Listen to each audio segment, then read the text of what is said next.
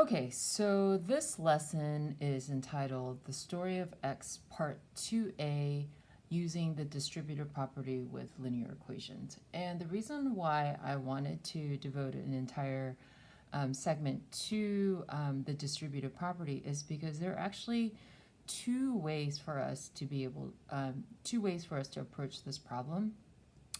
And so let's just go ahead and start with the first way that I want you guys to try and approach this problem. Then we'll look at a second way to solve it. And you can think of really the second way as a different kind of strategy, if you will. Okay, so I'm not going to use tiles for this particular lesson because I want us to really focus on what it means to distribute a term outside a grouping. Okay, so let's begin.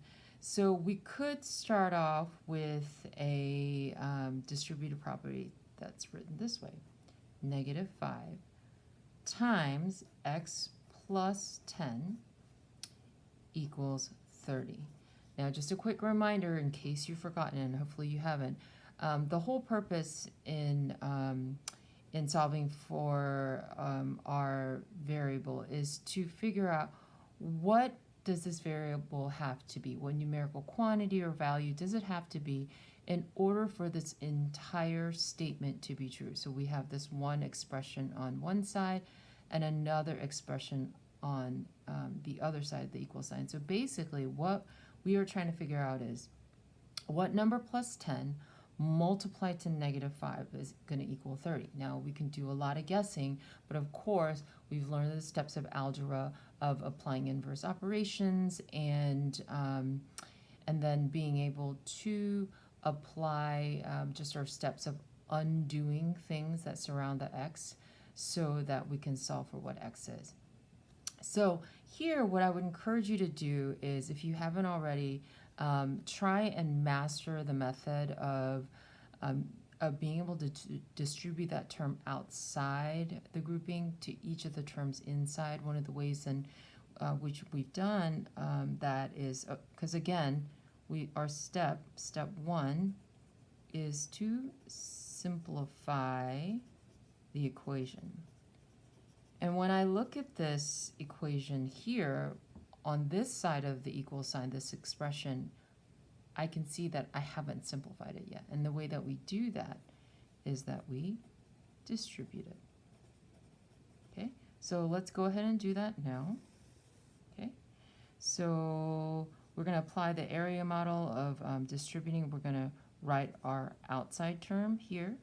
We're going to write it here, and then we're going to create a little box here. Okay.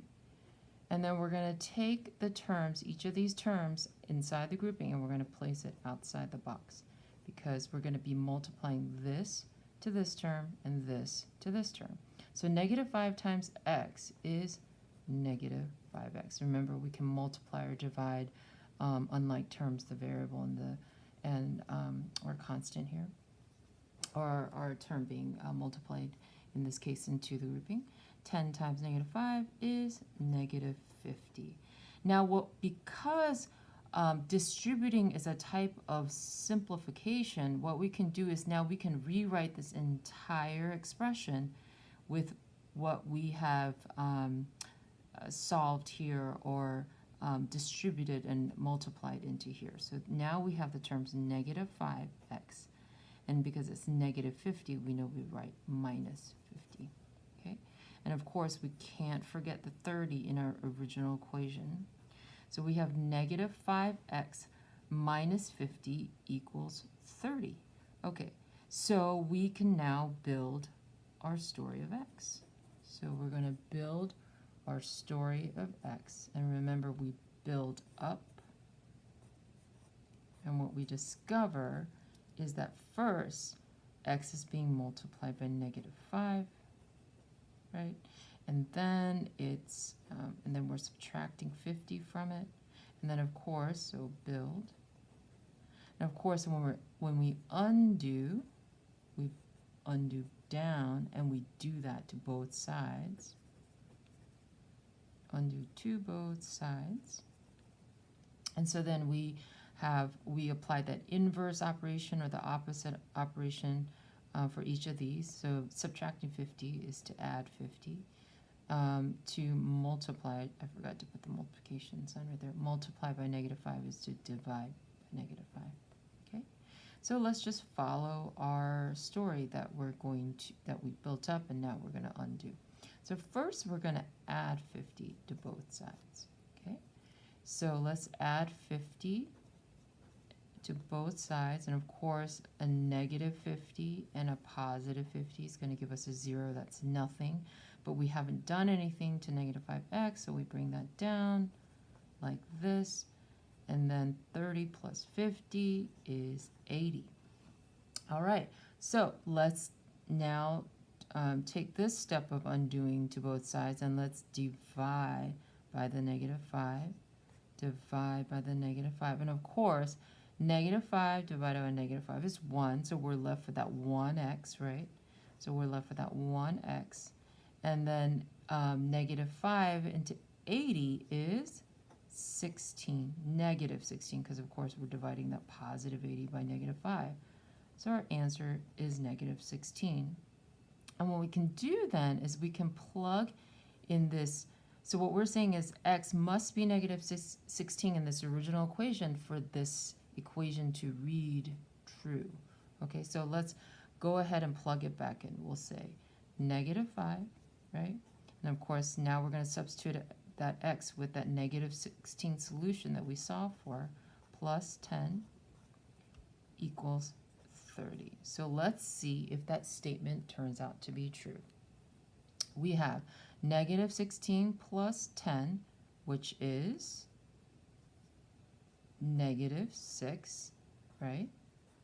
And then we have -5 multiplied to -6, which is +30, and 30 does equal, oh, actually, I don't want to write that because then it's going to look like I'm saying it's not equal. Well, not equal would actually be this, but I'm going off on a tangent here. So 30 equals 30, check. So we have found that -16 is indeed a solution for this linear equation, and it works. Now, this is the first way where we use the distributive property, and if you guys have not mastered how to do the distributive property or apply the distributive property correctly, please make sure that you're practicing that and watch your signs. Again, doing this area method of and these boxes of distributing can really keep our signs in check. So this is a method that I really encourage you to use, even as you recognize that basically what you're doing is you're multiplying what's outside the term into each of the terms inside the parentheses. All right, so now I'm going to show you a second way to solve for that x. And it's a strategy that I want you to consider when you look at an equation where you'll see that maybe, it would be easier to divide both sides by -5, but I'm getting ahead of myself. So let me show you what I mean. Okay, so we're going to take that same equation. I'm going to write it again. This is our sort of second method, or a different type of strategy, if you will. Okay, so I'm gonna put a little 2 right there, so you guys can make sure if you're skipping to this part of the video that you're looking at sort of that second way of solving this linear equation with the distributive property. So -5 times x plus 10 equals 30. Now, this isn't the simplified expression, of course, because again, we have the distributive property, and we know that when we have a distributive property, we want to get a simplified expression by applying that distributive property into each of the terms inside. But here's a little strategy that I want you to think about, because technically, when we build the story of x,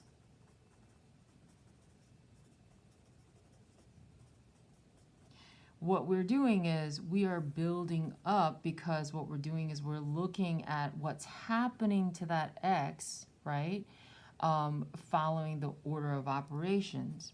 an order of operations, just a quick little review here, states that we deal with what's inside a grouping, exponent, multiplication, division, of course, going from left to right, addition and subtraction going from left to right.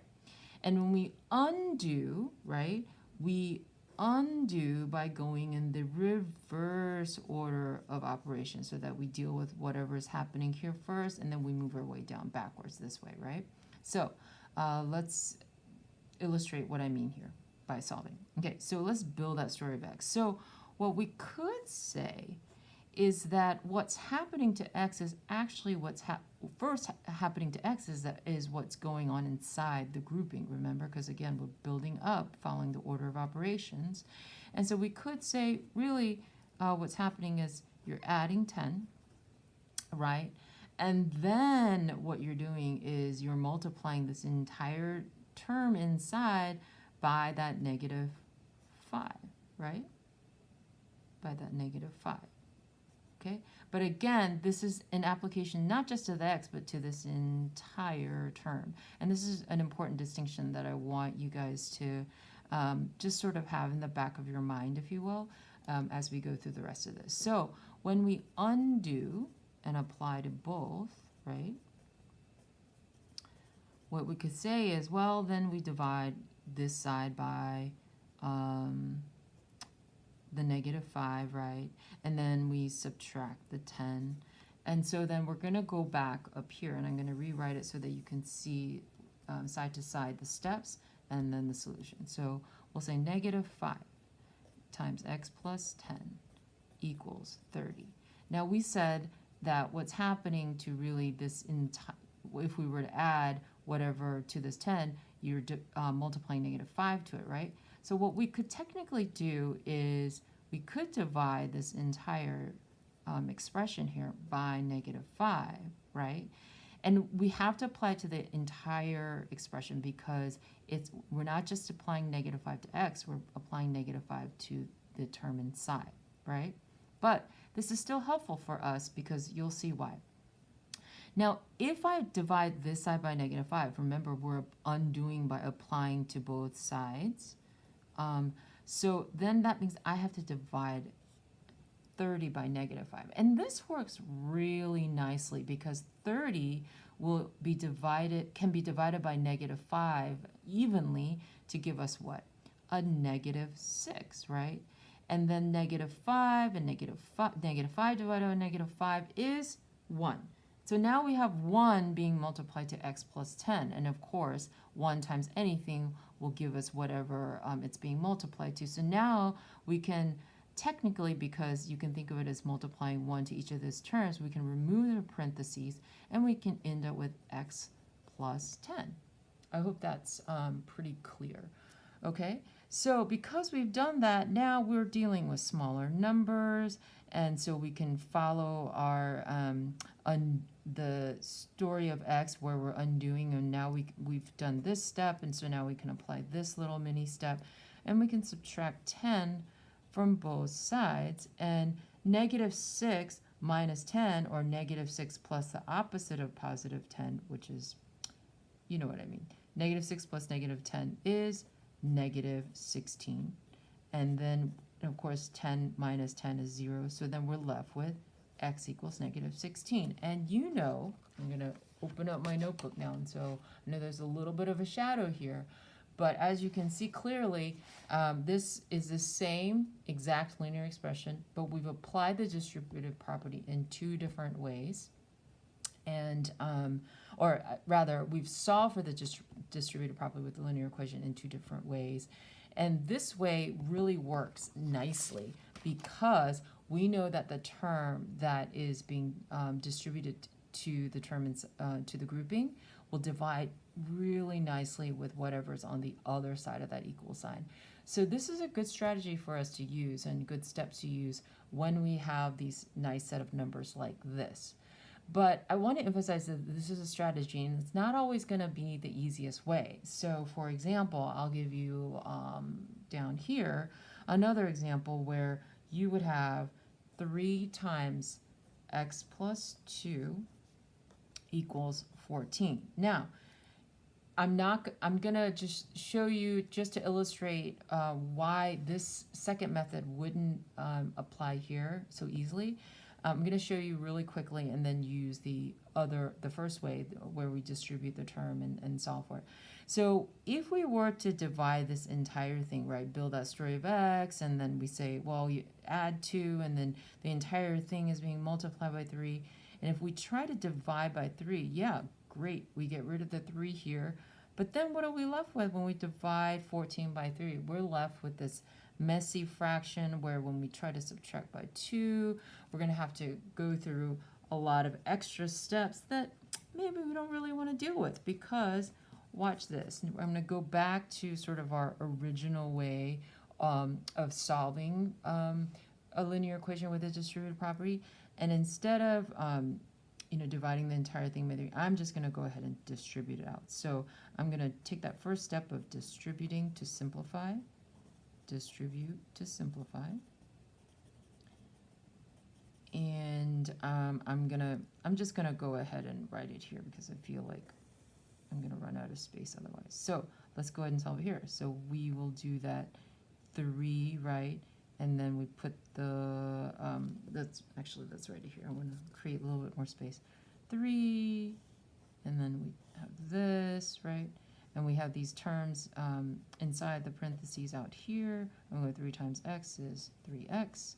2 times 3 is 6. And so then once we've distributed and simplified, we know our simplified expression is going to read 3x plus 6 equals 14. Okay? And of course, then now we build our story of x.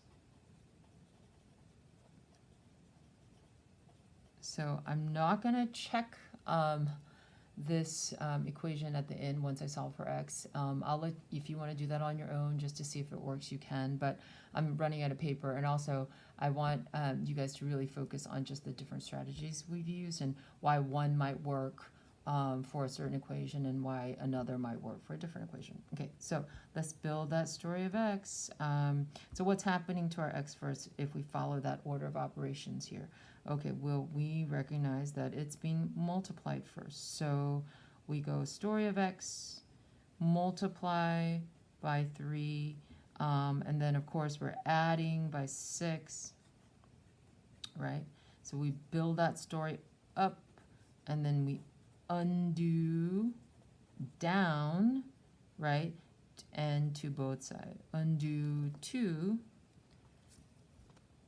both sides of the equation, right? Okay. Just want to solidify that process. So we're going to subtract 6, right, first from both sides. Then we're going to divide by 3 on both sides and solve for our x. Okay, so let's do this. Subtract 6 from both sides. So 14 minus 6 is 8. Right, and then we have 6 minus 6 is 0, nothing, but we bring that 3x down because we haven't done anything to it yet. And then we divide 3x by 3, right?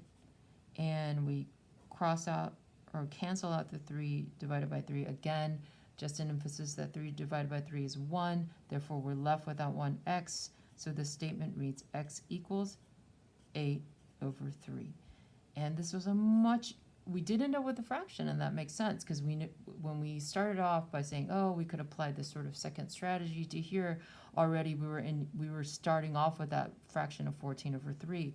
But this allowed us to get to the solution, which is a fraction, but we didn't have to deal with fractions when we were solving for it. So you can see that that first step of being able to apply apply that distributive property first to that side of the expression worked much better for this equation, and that became very evident when we try to divide the constant over here on this side by this term that was outside the parentheses. So I hope that has become clear and has clarified for you when you might want to use this strategy versus this strategy.